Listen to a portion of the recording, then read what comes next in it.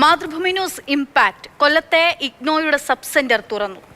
വിദ്യാർത്ഥികളുടെ പ്രബന്ധങ്ങൾ ജീവനക്കാർ സ്വീകരിച്ചു. ഓഫീസ് പൂട്ടിയിട്ട് ജീവനക്കാർ വിവാഹത്തിന് പോയത് മാതൃഭൂമി ന്യൂസ് വാർത്ത നൽകിയിരുന്നു. അതിന് പിന്നാലെയാണ് ഇടപെടലുണ്ടായത്. കണ്ണൻ നായർ വിവരങ്ങളുമായിട്ട്. കണ്ണൻ, ഒരു സെന്റർ അടച്ചിട്ട് കല്യാണത്തിന് പോകുക, എത്ര ഉത്തരവാദിത്തമില്ലായ്മയാണ് ഇതിന്റെ ചുമതലക്കാരിൽ നിന്ന് കണ്ടതെന്നാണ്. എന്തായാലും ഒരു മാറ്റമുണ്ടായിരിക്കുന്നു അല്ലേ?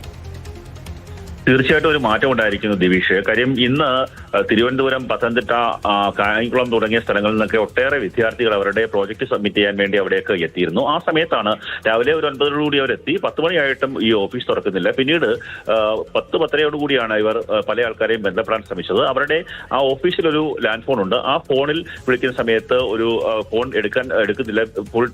പൂർണ്ണ സമയവും ബിസിയായി കാണിക്കുകയാണ്. പിന്നീട് അവരുടെ തിരുവനന്തപുരത്തെ സെന്ററിലേക്ക് വിളിച്ചു ചോദിച്ചു. അവിടെയും ബന്ധപ്പെടാൻ സാധിച്ചില്ല. പിന്നീട് എങ്ങനെയൊക്കെ കുട്ടികൾ അവിടെ ഉണ്ടായിരുന്ന ഒരു ജീവനക്കാരനെ വിളിച്ചു ചോദിച്ചപ്പോഴാണ് സംഭവം അറിയുന്നത്. അവിടുത്തെ ഒരു ഉദ്യോഗസ്ഥന്റെ മകളുടെ വിവാഹമായിരുന്നു ഇന്ന്. ആ വിവാഹത്തിൽ പങ്കെടുക്കാൻ വേണ്ടി സെന്റർ പൂർണ്ണമായും പൂട്ടിയിട്ട് പോകുന്ന ഒരവസ്ഥയാണ്.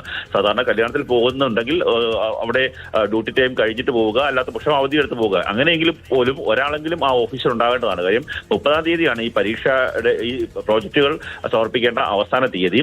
അതിന് മുന്നോടിയായി തന്നെ ഇവർക്ക് ഇത് സമർപ്പിക്കേണ്ടതുണ്ട്. അതായത് നാളെയും മറ്റന്നാളും സെന്റർ അവധിയാണ്. ഇനി വരുന്ന ദിവസങ്ങൾ 2-3 ദിവസം മാത്രമായിരിക്കും അവർക്ക് ഈ വിദ്യാർത്ഥികൾക്ക് കിട്ടുക. അതുകൊണ്ട് ഈ പ്രോജക്റ്റ് സമർപ്പിക്കാൻ വേണ്ടിയാണ് അവർ അവിടെ എത്തിയത്. പക്ഷേ ഇവർ ഈ ജീവനക്കാരില്ലാത്ത മൂലം വലിയ രീതിയിൽ ഈ രക്ഷിതാക്കളും ഈ വിദ്യാർത്ഥികളൊക്കെ തന്നെ വലഞ്ഞു. അവസാനം നമ്മൾ വാർത്ത നൽകി. അതിന് തൊട്ടു പിന്നാലെയാണ് കല്യാണത്തിന് പോയ ഒരാൾ തിരിച്ചു വന്ന് സെന്ററിലെത്തുകയും അതുപോലെ തന്നെ ഈ പ്രബന്ധങ്ങൾ വാങ്ങിക്കുകയും ചെയ്തത്.